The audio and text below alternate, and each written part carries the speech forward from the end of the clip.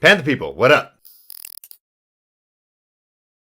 You're watching Panthers Post with Phil Perkins. Thanks for joining. If you're new here, make sure to pound and keep pounding that subscription button, that like button, and make sure you get that keyboard. I don't know if you got an iPad, got the magic keyboard, or you just got a good old-fashioned keyboard, and type in your thoughts and your feelings about this team that has not been in the playoffs for a couple of years now, but still keeping us entertained in the offseason, good and bad. You hear that?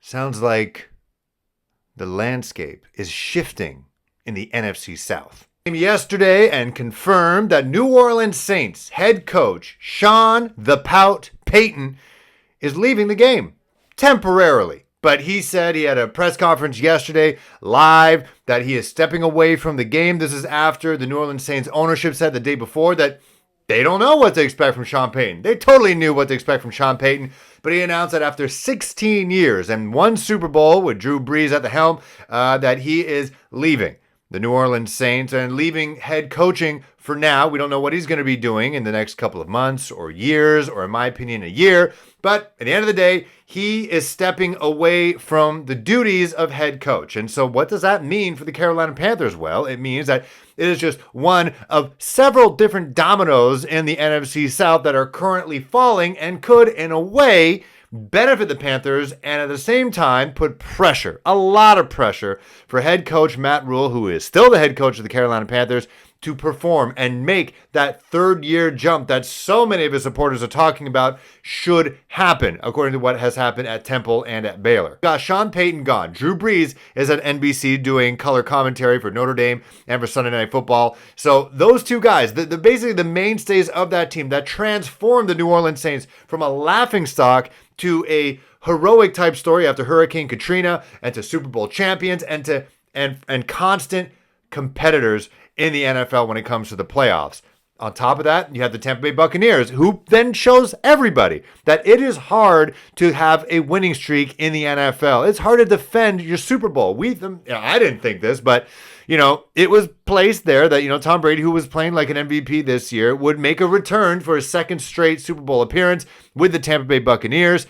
But they lose in the divisional round to the Los Angeles Rams in shocking fashion. And now, the talk right now, the narrative that even Tom Brady is hearing, that could have been his last game ever as a professional football player. And he said in his podcast, the Let's Go podcast, that he's not even thinking, 5 minutes ahead from now. But he is going to be talking with his family. So there's a chance that he could hang up his cleats during the offseason. So there's a reality out there that the NFC South could have a coaching vacancy in New Orleans. It could be Dennis Allen, who could be the interim head coach there. So you could have Sean Payton not with the New Orleans Saints, Drew Brees not with the New Orleans Saints, Taysom Hill out with an injury. So right now, the Saints' starting quarterback at this point, at least on contract, I believe is Jameis Winston, but there's no, Sean Payton, offensive guru at the helm. So they're kind of in flux. And they're also over $70 million over the cap, as if the cap is really real, but they got some financial constraints as well. They might have to make some tough decisions. So they're in transition. Tampa Bay Buccaneers can just potentially, by the start of next season, could just be the Tampa Bay Buccaneers. Tom Brady could be hanging up his cleats. He could be doing his TB12 thing on the side or full time. And so who would their starting quarterback be in Tampa Bay? Would it be Blaine Gabbert? I don't know. And of course, they still got their head coach potentially. Like, would he want to stick around? Or they had to pry him away from TV after retiring to bring him back to Tampa, or bring him to Tampa. And would Bruce Arians want to stick around if he has a feeling that he could be in the middle of a bit of a rebuild? They could lose Chris Godwin as well. Rob Gronkowski, you would think he came in with Tom. Would he then leave and retire with Tom as well? They can both get into the TB12 market. Leonard Fournette, some of the more expensive guys on the team. Not saying Leonard is, but, could the team then dismantle? This is normally what happens, when that window in the NFL, as we've learned as Carolina Panther fans, once it's open, it closes pretty damn quick. And if you lose your Hall of Fame potential MVP quarterback and, one of his favorite targets in Rob Gronkowski, does Bruce Arians want to stick around? What happens with that team? So right there at the very top of the NFC South, the Giants could be toppling a little bit. And then you got the Atlanta Falcons. They still got Matt Ryan. He is aging every single day, as we all are. And, he's never going to be as good as he was when they went to the Super Bowl against the New England Patriots, #28-3. But He's still a serviceable quarterback. He could still maybe be pried away this offseason. You never know, for a team that wants to contend and thinks that he could be the right guy. But they still have pieces. They're kind of rebuilding like the Carolina Panthers. They have the Kyle Pitts. They have the Calvin Ridley once he gets his mental right. And, hopefully he does. He could be shipped off as well because they got to start paying some guys. So they're also in transition along with the Carolina Panthers, where we now have the spotlight on. And you have Matt Rhule, who's in his third year as the head coach, and the pressure is on to take advantage of the situation. You got to take a look. Look at the Dallas Cowboys in the NFC East. What's it normally called? The NFC least. Who's in that division? You got the Washington football team, who maybe just after last 2 years have been improving under Ron Rivera. You have the Philadelphia Eagles, again, kind of in transition. And then you got the New York Giants, who've been a dumpster fire for the last couple of years. So if you're the Dallas Cowboys, you something seriously have been going wrong, a la, Dak Prescott shattering his leg and foot last year to not make it to the playoffs and win the division. But that's what happens when you're in a weak division. That's just what happens. Look at the Tennessee Titans. They're in the AFC South, the Houston Texans. Though they were pretty good, considering their situation with no quarterback and a, kind of walking dead head coach.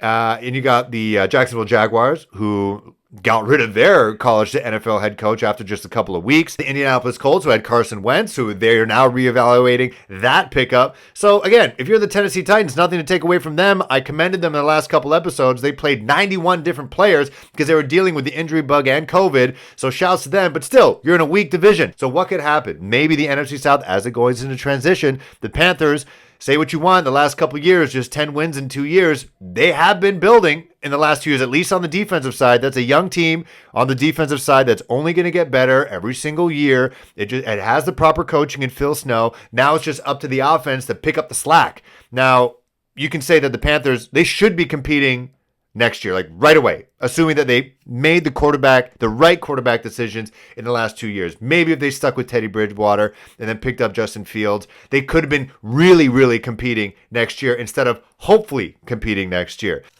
Tom Brady retires from the game, and then maybe Bruce Arians leaves as well because he doesn't want to be a part of a rebuild.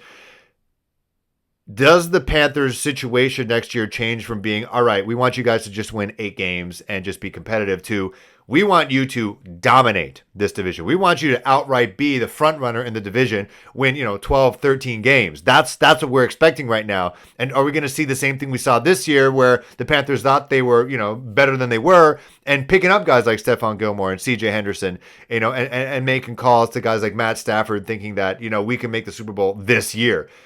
But if the situation, if the landscape does change in the NFC South, do you feel more comfortable? Let me know in the comments below. Beautiful place to be. Would you feel more confident or more on board with the Panthers spending a little bit more money, maybe a bit more capital, yet again, in a quarterback that actually could help the Panthers make it to the playoffs and do damage in the playoffs and take advantage of a weaker NFC South, whether that means, a Kirk Cousins, say what you want about him, or Jimmy Garoppolo, or now that they have officially Ben McAdoo, not Bob McAdoo, who, some quotes are coming around from Aaron Rodgers, who he was his quarterback's coach, that he felt that Ben McAdoo helped him prepare every single day for game day on Sunday.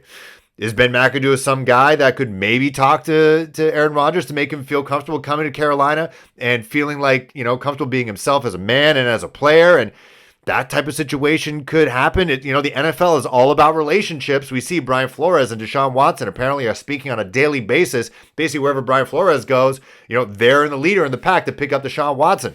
So, would you feel more comfortable going away from what I would like to do and build the team through the draft and free agency, not in the quarterback position, as in offensive line, linebacker, defensive tackle? I just gave a list of those positions a couple seconds ago.